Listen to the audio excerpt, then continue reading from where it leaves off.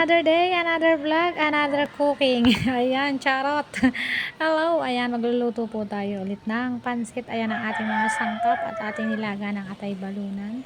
Kinayat na natin lahat ng mga sahog na sibuyas, bawang at squid balls. Ayan. Ating sangkutsahin na, kayuhin na ako sa kulay. Kaya naman ho ay, yun din ho nagpaluto nung nakaraan. Birthday naman ho ng tatay niya. Kaya, ayan. Ako din. Pwede na. Kung pagbalik pa siya naman.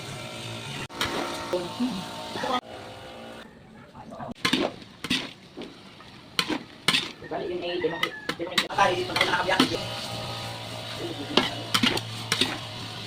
Pero man, sabagay. Pwede na ngayon, day.